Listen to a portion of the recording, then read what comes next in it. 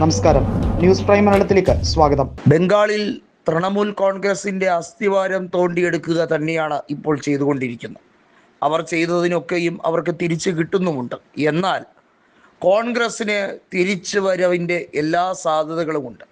CPIMലേക്കാണ് പലരും മടങ്ങുന്നത്. തൃണമൂൽ വിട്ട പലരും ഇനി കൃത്യമായും അഭയം തേടാൻ പോകുന്ന, പ്രത്യേകിച്ച് ന്യൂനപക്ഷ വിഭാഗങ്ങൾ CPIMന്റെ പിന്നിൽ അണിനിരക്കുമെന്നൊക്കെ വലിയ തോതിൽ പല മാഗസീനുകളും അതുപോലെ തന്നെ പല മീഡിയകളും എഴുതി പിടിപ്പിച്ചു. വാസ്തവത്തിൽ അവർ ഗോദി മീഡിയയുടെ രണ്ടാം പതിപ്പാണ് എന്നുള്ളതിൽ സംശയമൊന്നുമില്ല.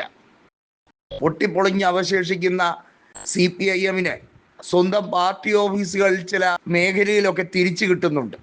CPIMന് ആകെ ശക്തി കേന്ദ്രമായി ഇപ്പോഴും അറിയപ്പെടുന്നത് മുർഷിദാബാദിലെ ചുരുക്കം ചില സ്ഥലങ്ങൾ മാത്രമാണ്. അത് മാത്രം കൊണ്ടാണ് അവർ ഇപ്പോഴും അവിടെ ഏതെങ്കിലും ഒരു മതിലിൽ ചുവരെഴുത്ത് നടത്തുന്നുണ്ടെങ്കിൽ അത് ആ പ്രദേശത്ത് മാത്രമായി ഒതുങ്ങിയിരിക്കുന്നു. ഒന്ന് ആലോചിക്കണം, 34 കൊല്ലം ഇടതുപക്ഷം തുടർച്ചയായി ഭരിച്ചിരുന്ന ബംഗാളിൽ 2011 ആ തേരോട്ടം അവസാനിപ്പിച്ചുകൊണ്ട് അന്നത്തെ മുഖ്യമന്ത്രിയായിരുന്ന ബുദ്ധദേവ് ഭട്ടാചാര്യയെ വലിയ മാർജിനിൽ പരാജയപ്പെടുത്തി ആ സീറ്റ് പോലും തൃണമൂൽ ജയിച്ചുകൊണ്ട് കോൺഗ്രസിൻ്റെ സഹായത്തോടെ അധികാരത്തിലേക്ക് എത്തിയത്. അന്ന് കോൺഗ്രസ് വേണമായിരുന്നു തൃണമൂലിനെ താങ്ങി നിർത്താൻ. എന്നാൽ ഒറ്റയ്ക്ക് ഭൂരിപക്ഷമുണ്ട് എന്ന ഗർവോടെ ഏതാനും മാസങ്ങൾക്കകം കോൺഗ്രസുമായി പടലപ്പിണക്കം അതിരൂക്ഷമാക്കി. പിന്നീട് നടന്നത് തീവെട്ടിക്കൊളകളും വലിയ തോതിലുള്ള രാഷ്ട്രീയ കൊലപാതകങ്ങളും തന്നെയാണ്. ശാരദാ കുംഭകോണം അടക്കമുള്ള കാര്യങ്ങളിലൂടെ അഭിഷേക് ബാനർജിയുടെയും കുടുംബത്തിൻ്റെയും പങ്ക് എത്രത്തോളം വ്യക്തമാണ് എന്നുള്ളത് ഇപ്പോൾ കേസന്വേഷണത്തിൽ പയ്യെ തെളിഞ്ഞുകൊണ്ടിരിക്കുകയാണ്. അഭിഷേക് ബാനർജി വളരെ വൈകാതെ തന്നെ ജയിലിലേക്ക് പോകുന്ന എല്ലാ സാഹചര്യവുമുണ്ട്. മമതാ ബാനർജിയെ ശാരദാ കുംഭകോണത്തിൽ കുടുക്കി തീഹാർ ജയിലിലേക്ക് അയക്കുമെന്ന് ഉറപ്പിക്കുകയാണ് മുഖ്യമന്ത്രിയായ സുവേന്ദു അധികാരി. അത് അതിജീവിക്കാൻ, ജയിലിൽ കിടക്കുന്ന അതിജീവിക്കാൻ വേണ്ടി മാത്രമാണ് മമതാ ബാനർജി തൽക്കാലം കോൺഗ്രസുമായി പക്ഷം ചേരുന്നത്.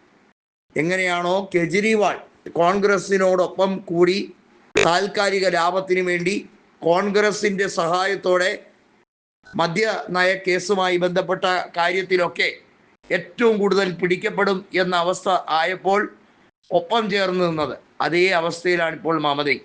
സ്വന്തം പാർട്ടി തകർന്ന് തരിപ്പണമായി, നാമാവശേഷമായി ഇനി ജയിലിലേക്ക് പോവേണ്ടി വരും. അവിടെ കിടന്ന് രാഷ്ട്രീയപരമായും വ്യക്തിപരമായും ഇനി തിരിച്ചു വരവുണ്ടാകില്ല എന്ന് പരിപൂർണമായി അറിയാം ഈ 72കാരിക്ക്. അപ്പോൾ പിന്നെ one and the only option എന്നത് കോൺഗ്രസിൻ്റെ ഒപ്പം കൂടുക, വിലപേശൽ ആരംഭിക്കുക, വർഷങ്ങളായി കോൺഗ്രസിന് വേണ്ടി പണിയെടുത്ത അധർ രഞ്ജൻ ചൗധരിയെ അടക്കം മടക്കി ഒടിച്ച് കയ്യിലേക്ക് കൊടുക്കുക. ഇതൊക്കെ ബംഗാളിൽ അടിയും ചവിട്ടും ഒക്കെ യാതനകൾ അനുഭവിച്ച കോൺഗ്രസ്സുകാർ മറക്കുമോ? അങ്ങനെ അവരെ മറന്ന് ഹൈക്കമാൻഡോ കോൺഗ്രസ് നേതൃത്വം എന്തെങ്കിലും ചെയ്താൽ ആ നേതൃത്വത്തെ ആരെങ്കിലും വിശ്വസിക്കുമോ? ഇതാണ് സത്യം.